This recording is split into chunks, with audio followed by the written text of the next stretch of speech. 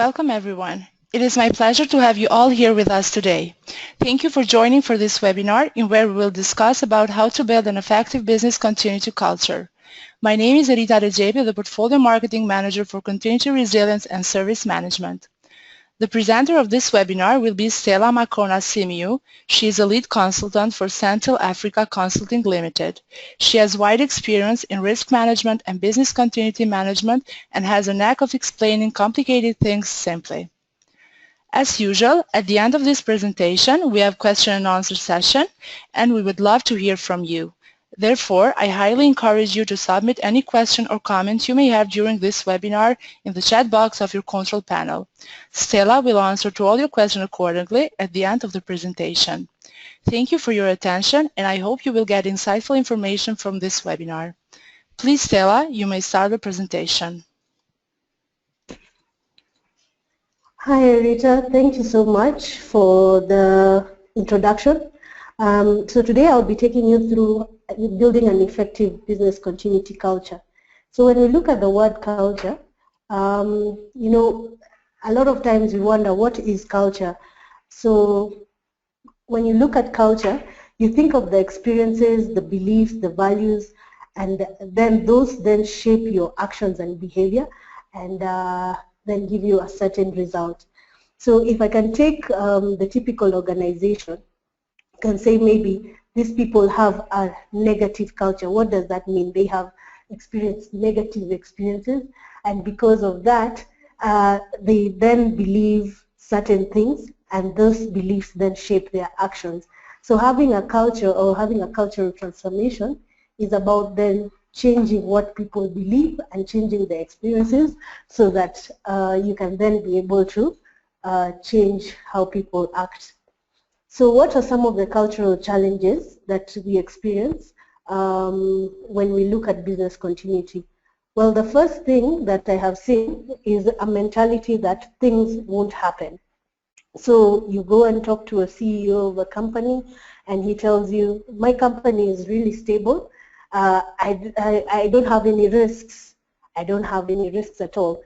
Then second cultural challenges we get is, this is a waste of my time. So a lot of CEOs then say, I have so many things on my plate, I need to think of my revenues, but they don't think about how business continuity can shape their revenues over time. Then the other cultural misbelief that we have is, as long as I have my backup, I am safe. So these are a lot of companies fall into this play where for them business continuity is about having a backup of their IT system, and as long as they have this, then they believe they are safe. The other cultural challenge you can have is where business continuity is seen as a role for IT or the business continuity coordinator. So none of the other business elements are involved, and it is just the business coordinator or the IT department that know exactly what our business continuity arrangements are. That then falls closely in terms of the silo approach. And the last one is top management support lacking. So most of the time, these cultural norms that are there then affect the implementation of business continuity. But without crying about it, there is some things we can do to change the narrative. So if we look at business continuity, we look at what is the visual that we look at when we say we are doing business continuity management. So we're looking at once an incident is detected, so we need to have an incident management procedure to detect incidents. From the time your incident is detected, your first response is to save lives by coming up with an emergency response if the incident is affecting lives, and your incident assessment. So looking at the incident and saying, what is this incident about? Who is it affecting? And trying to look at those narratives. Then once you do that, then you invoke your business continuity plan or disaster recovery plan, and based on that, then return to normal. So there are different elements which then interact with each other. There's the incident management element, there's the emergency response, there's the crisis management, there's the site incident plans, there's the business continuity, there's the disaster recovery. All these interact with each other, and all these are held, but most times, at different elements of your business. So you'll find, like, for example, incident management, IT incidents are raised by an IT service desk. Physical security incidents are raised by a physical security incident desk. Emergency response may be done by physical security. Incident response for IT incidents might be done by IT or IT basically. And the different departmental business continuity plans are held by different champions. So this is a whole organization-wide exercise that must be done in order to be done well. So when we're looking at a culture, we're not looking at just a siloed approach. We're looking at developing a culture that is cross-cutting. So what are the key success factors when developing a business continuity culture? First of all, you need an engaged senior management and board of directors. So they drive the strategy and drive the culture. So if my senior management team says this is important and it's important for everyone, then overall everyone in the business takes it seriously.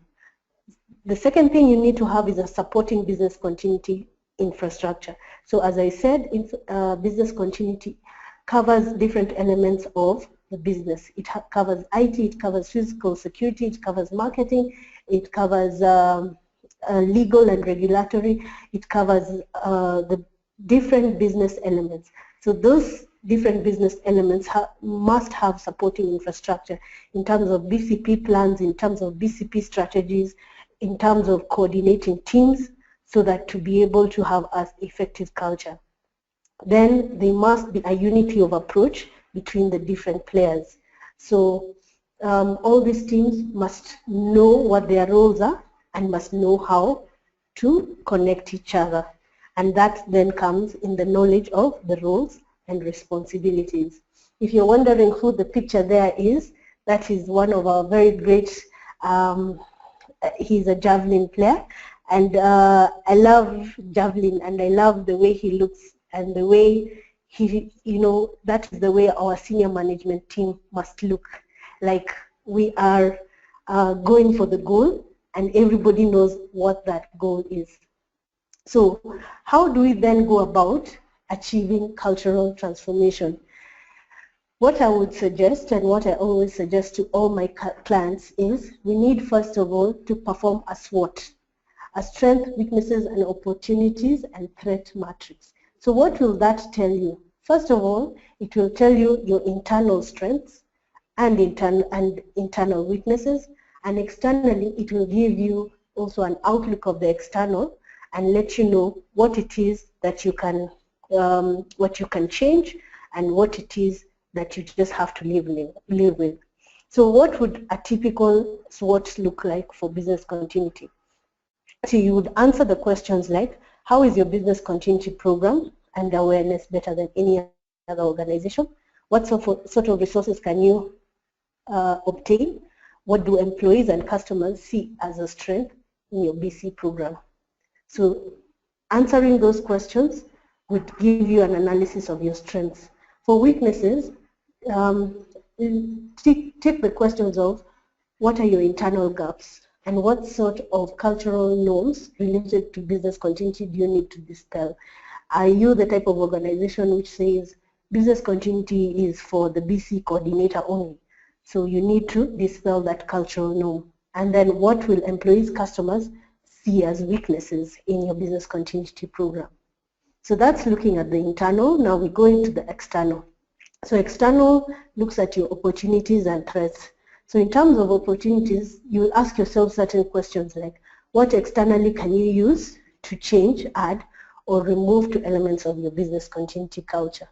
So we are living in a digital age, and there are a number of resources out there in terms of YouTube, in terms of games and other interactive media that you can take advantage of and quickly use to raise your business continuity culture. then what are the threat lights? So what elements present an obstacle? So if you're looking at your own, is it that, say for example, in your country which you are dealing with, there are no resources in terms of business continuity management. People in your country are still at the infancy level in terms of understanding business continuity management. That may be a threat because you would have to be a forerunner. You would actually have to run much faster than others in your industry are running. So the second thing after developing this SWOT would be look at your organization and look at what are the roles and responsibilities for business continuity. Now, when you're looking at business continuity, I look at it in terms of a triangle. There are 4 elements to that triangle.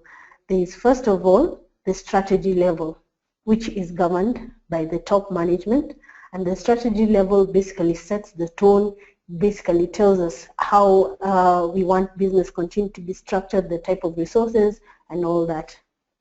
Then the next layer after that is the tactical teams. Now the tactical teams are typically the teams that come into play when a crisis occurs, and they help in terms of dishing out or translating the strategy into a tactical action. Then there are the operational teams, which then carry out the business continuity elements. So if you look at it from a typical IT setup, the operational teams would be the ones who are doing the disaster. If it's a backup, they will be the ones doing the backup. They will be the ones restoring the backup.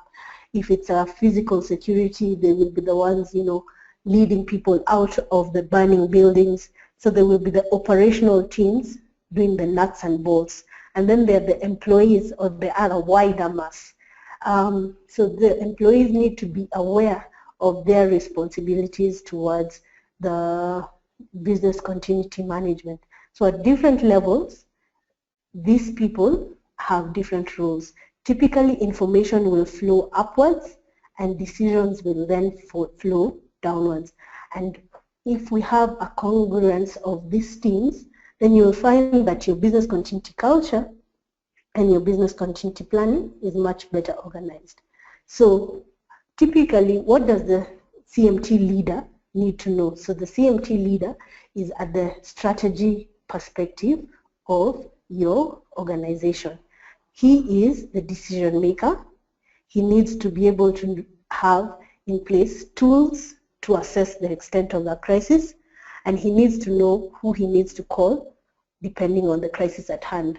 So the awareness which you will be then giving towards that crisis management leader is that, 1, in case of a crisis, he is a decision maker, and 2, these are some of the tools you can use to assess the crisis, and 3, this is your supporting team. So we've talked of the tactical, we've talked of the operational, so he would then have an idea of who to call in case of which crisis is being felt. So then how would you do that? You need to develop toolkits, you need to do desktop reviews, and you also need to do face-to-face training. Now we then go to the CMT team, the crisis management team. The crisis management team, as we had said, falls in between strategy and the tactical teams. So the crisis management team then executes what the crisis management leader has directed. So your crisis management team within your organization will have individual technical expertise that they bring to the team for legal, IT health, IT security, finance, supply chain, logistics. Basically, they will be experts in the business you're running. Now, what will the CMT team need to know? What cultural aspects would they need to embody in order to effectively carry out their responsibilities? They need, first of all, to be able to coordinate and work as a team.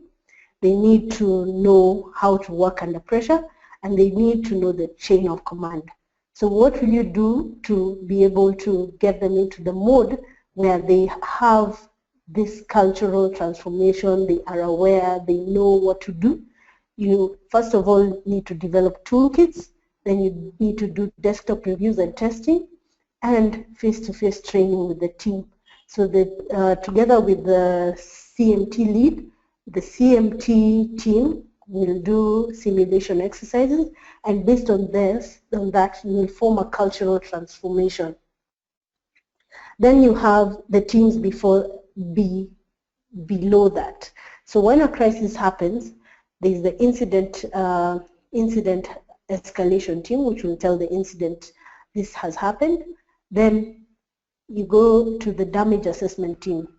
The damage assessment team will typically tell you, at this point, these is the elements which are affected.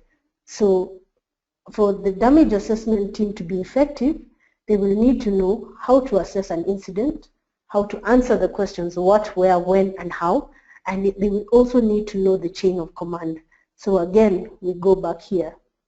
So the damage assessment team falls between the tactical team and the strategy team, and the damage assessment team lets the strategy team know exactly how bad the crisis is. So what do you need to know, or what do you need to give the damage assessment team? You need to give them desktop reviews, and you also need to give them toolkits so that they can be able to assess impact. And they need to be trained beforehand to know this is the chain of command, this is the level of information I need to provide to the chain of command, and this is how I will provide it. Then we go to the next layer. Now the next layer, as we said, is the operational and recovery team, and sits just below the tactical teams. The operational and recovery teams will give input to the tactical and strategic teams in terms of where we are on our recovery efforts. So if we were doing, if we had a fire incident and we were evacuating people, the operational teams will tell me how many people have we evacuated, how many people are hurt, how many, because they are on the ground team. So first thing the operational recovery team needs to know is how do you escalate an incident, and also how do incidents get communicated to you. So the up and the down, information, decisions. Then what is the emergency response? So they need to be very well aware of their business continuity plans, their DR plans, their emergency response plans, and how to execute it. Again, they need to be firmly aware of the chain of command. Where do decisions come from? How should I put up my information? So you need to build that culture within them of this being second nature. And how do you do it? Desktop reviews, testing, and face-to-face training on their roles. And now we go into the last team now. These are the employees. And typically, people will say, my employees know nothing about business continuity. How can I let them know about business continuity? But what elements actually does the employees need to know? So the employees are typically the biggest group in any organization. And essentially what will happen? First thing, they need to know, how do you react during an emergency? So the fire alarm has gone off, what should I do? Should I keep sitting at my desk because this is just a drill, or should I get up and go to the emergency exit? How do you escalate an incident? So there are different types of incidents. There's the information security incidents, there's emergency incidents, there are IT incidents. Who should I tell what, and when should I actually tell it? Then how do incidents get communicated to you? Is it by SMS? Is it by email? Is it by telephone? Who should I expect within my chain of command to give me information about a business continuity incident, and how should I then react to it? Then the other thing is reputation. So how should I, as an employee of this firm, react to questions coming from the press or questions coming from social media? What am I allowed to say? What am I not allowed to say? Who should I refer that information to? Again, very important, the chain of command. So with employees, this is usually one of the biggest groups and one where people struggle a lot. You need constant communication. Have a yearly plan. In it, constantly talk about different elements. Start off with emergency management, incident management, communication, reputational issues from the press. Have a quarterly or yearly plan where you highlight different elements of business continuity and use different medias. Use bulletins, use newsletters, use video games, face-to-face trainings, so that it gets ingrained and the experiences and the culture and the values and the norms now start getting ingrained in people's minds. So in summary, what are we saying about business continuity planning? First of all, you need to perform a gap assessment to know your gaps in culture. So the SWOT will typically give you the gaps in your culture. Second, you need to identify all the teams who are involved in business continuity management. So from a strategy level, from a tactical level, from an operational level, those teams may have different names in your organizations, but identify them and have a clear map out of what are their roles and responsibilities. Then plan exercises, trainings, and awareness to inform of their roles. I would strongly recommend having a yearly plan for awareness and training, because as we all know, practice makes perfect. So that's the end of my presentation. I think I can give it back to Erita to close. Thank you, Stella, for this excellent presentation. Before we proceed with the question and answer session, I would like to inform all the attendees that PCB provides training and certification services for ISO 22301 Introduction, Foundation, Lead Implementer, and Lead Auditor. This training is designed to provide you with the required knowledge on how to continue to operate efficiently within a short period. A PCB certificate will demonstrate your dedication in implementing and managing these processes and frameworks, and most importantly, you will be recognized worldwide. For more information, please visit our website pcb.com/trainings. Now we will proceed with the question and answer session. The first question.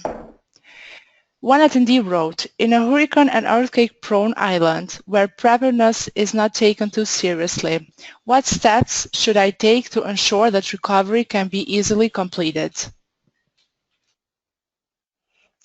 Sorry, Erita, just repeat that question. I didn't get the first part. Yes, of course. In a hurricane or earthquake-prone island where preparedness is not taken too seriously, what steps should I take to ensure that recovery can be easily completed? Okay. So that's a very good question and a very interesting question. We had a presentation from, I once listened to a presentation from a lady who had dealt with forest fires in Australia. And the same thing you're expressing is something which she alluded to, the fact that when it comes to crises of a large nature, hurricanes, earthquakes, which actually affect a large number of people, you might find that your business continuity plans had not quite catered to a national crisis. So your business continuity plans may have catered to your organization crisis, but on a nationwide scale where you're depending on the police services, you're depending on the hospitals to provide you with help, you need to get information to you quite effectively. Sometimes this happens off the fly. So in her presentation, what she then talked about is her incident in terms of the forest fires that they had in Australia. And something that she said worked for her was utilizing Facebook to be able to share information with the emergency responders and with people who could help and people who were affected by the forest fires. So in her talk, she basically asked us, when you're dealing with a nationwide crisis, you may need to alter your plans significantly. Try and see where exactly you are receiving the most accurate information. It might not be your traditional news. Facebook may actually be more, give you more real-time information of who is affected, where they've affected, and how can you help. And so your traditional communication networks might also be affected, so you also have to cater for that.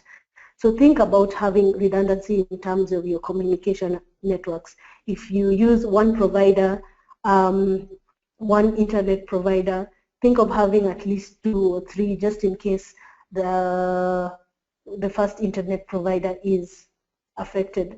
So in nationwide crises where you don't have full control, you may be doing things on the fly, which may work and which may not work.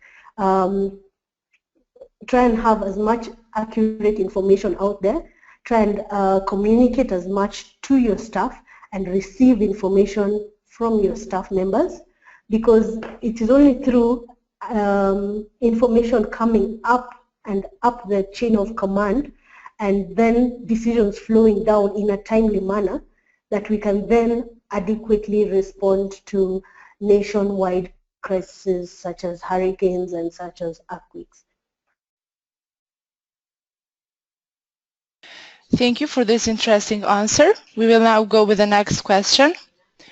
One attendee wrote, regarding the culture challenges, I certainly agree with you, but can you provide some practical examples or actions one may need to engage in attempt to convince management that BC is not the role of IT and the data backup cannot be regarded as a holistic BC but just a subcomponent of BC?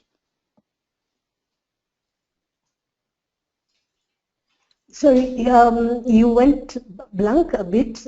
If you'd repeat the question, please, Erita. Yes, of course. One attendee wrote, regarding the culture challenges, I certainly agree with you, but can you provide some practical examples or actions one may need to engage in attempt to convince management that business continuity is not the role of IT and that data backup cannot be regarded as holistic BC, but just a subcomponent of BC?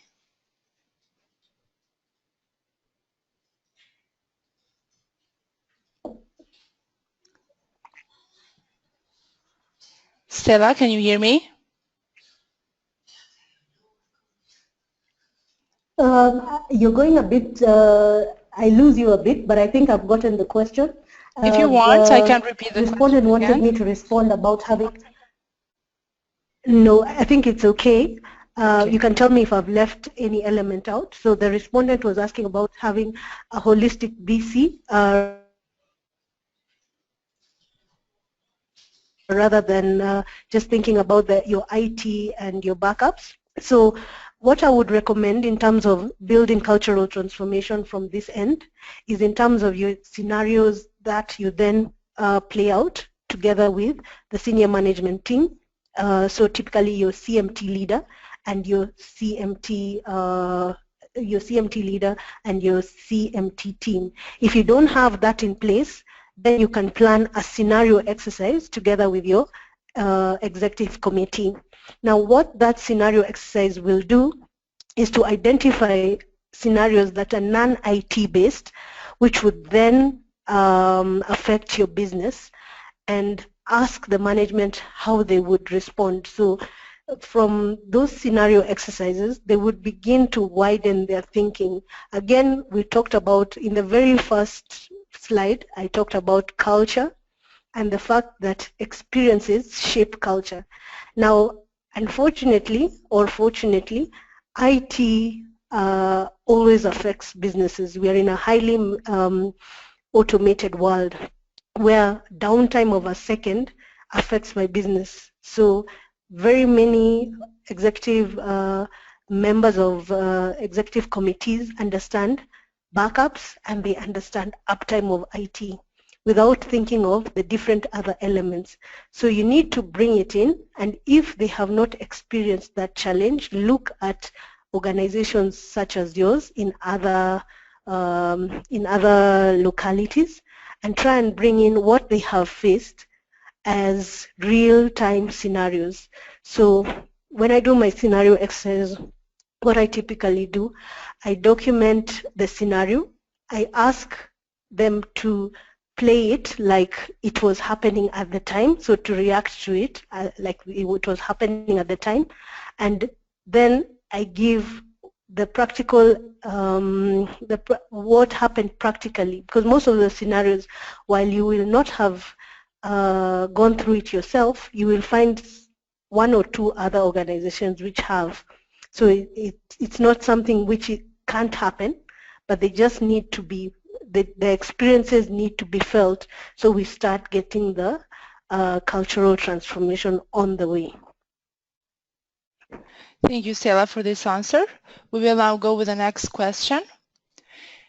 Is simulation for emergency response necessary for all employees or just for CMT? Simulation for all employees is important. The reason I would say that is, in an emergency, based on how well the employees react. So once the emergency bell goes off, if there's a fire and the emergency bell goes off, if the employees do not know that they need to exit through the exit door, they need to go to the a certain location, they need then to get counted, and they need then to notify X person that this number of people have made it out of the building, and they've practiced that over and over again during a real emergency without having that level of practice sessions from all employees. What you will find is that there will be confusion, people will run and be trampled on. Some people will get out of the building, say, and go straight home. So you will not be able to account for staff and be able to know how many people are you still in the building. So it's very, very important for you to be prepared for emergency or physical security like incidents. You need to have the emergency preparedness done from the employee level upwards. Thank you, Stella, for this interesting answer. We will now go with the next question. One attendee wrote, what approach or methodology is used in implementing a national business continuity plan for cities? A national business continuity plan for? Cities. Sorry, please spell the last word. Per cities, for cities. If you want, I can repeat the question again. Yeah, repeat the question. What approach or methodology is used in implementing a national business continuity plan for cities? Okay. So when it comes to national business continuity plans, I'll give you the example of Kenya. So you'll typically have organizations within the country which deal with emergency situations. So here we have the Red Cross, who are first responders to any crisis which is of a national nature, and we have the National Police, and based on the type of crisis, it can escalate even to the army. So we had a crisis here in Kenya where we had a very big terrorist attack. So the first responders were the Red Cross, and the second responders were the National Police. And when the crisis was, when the damage assessment, let me say, was done, then you then had the army being called in. So from a national level, first of all, you need to specify which teams do you need to have in place. So the type of national crises you would typically have would be physical security incidents. So if you're having a terrorist attack, if you are having a hurricane, if you are having an earthquake, the people who you would need in that sort of situation are your emergency responders. So your Red Cross, who would then take the ambulance services and go and collect people who have been hurt, the police who would control crowds and who would then provide safe passage for the emergency responders, and your hospitals, which now would accept people. And so within these three different elements, we would need to have representatives to those different teams, and we would need to have like a national disaster recovery plan, which then outlines how they will communicate with each other, who will be the chain of command, so who will be the ultimate, I can call him CMT lead of such a crisis, and who would then be directing, the hospitals, the emergency responders, clearing traffic, telling people go this way and go that way. And from there, then we would know this is our national disaster recovery response plan. Thank you, Stella, for this answer. It seems like we have a lot of questions, but because of the time limitation, we will only take 2 more questions. One attendee wrote, during an update of business continuity plans process, I'm facing problems when low manager says it will not work. How to treat that? Okay. When someone says it will not work, we have to understand what is the thinking behind why he thinks it will not work. And also to the level of how are we testing our plan. So it seems that we documented a business continuity plan, and based on this we came up with a business continuity strategy. Now from what I'm hearing, there may be a gap in your business continuity strategy as is, which may be true or may not be true. So I'll take the example, like for example, if your business continuity strategy says right now that you are going to fail over to the disaster recovery site, and you should be able to fail over in 1 hour. Now, possibly your management have tried that, the 1 hour, and it has not worked. So either the failover failed, or the failover took longer than the 1 hour, which is documented in the business continuity plan. So what does that mean? It means there is a risk to your current business continuity strategy that you have implemented. So if there is a risk and it's a real risk, you need to document that risk, and you need to come up with a risk mitigation strategy.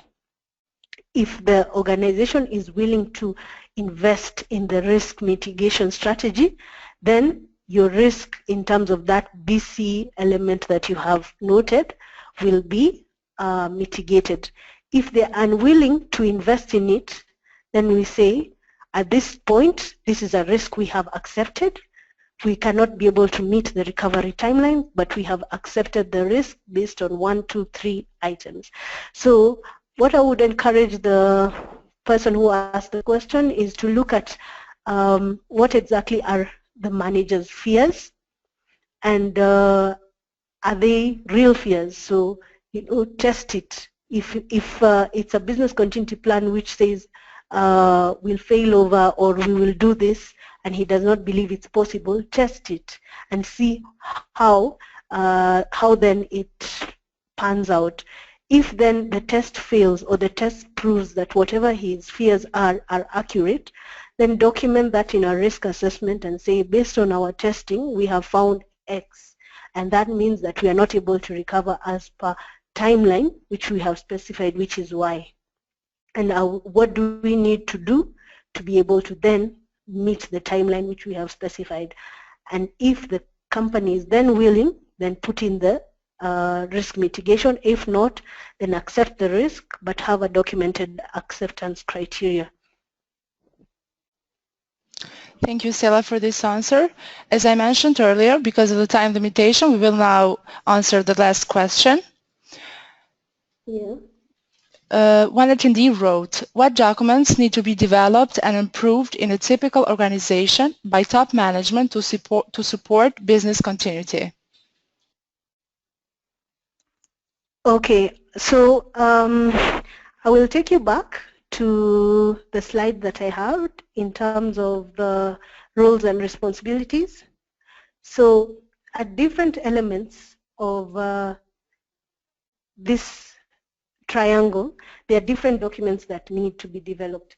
At the strategy level, you need a business continuity policy, and you need a business continuity procedure. So that will basically let you know which types of toolkits do you need, how do you assess an incident, what type of incidents are you typically looking at, that sort of thing.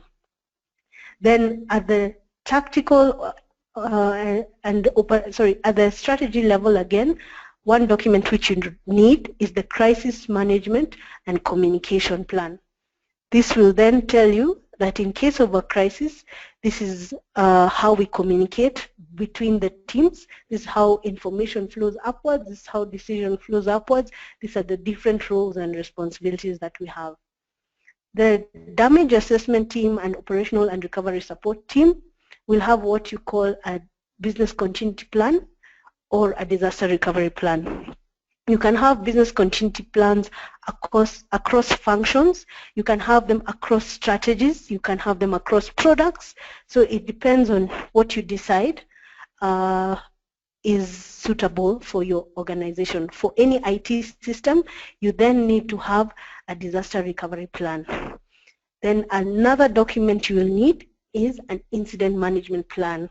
So an incident management plan will tell you what sort of incidents am I likely to face, how do I categorize the different incidences that are reported to me, and which incidences then get escalated to the crisis management team for management from a crisis perspective. So not all incidents will result in a crisis or will necessitate you to actually activate your business continuity plan.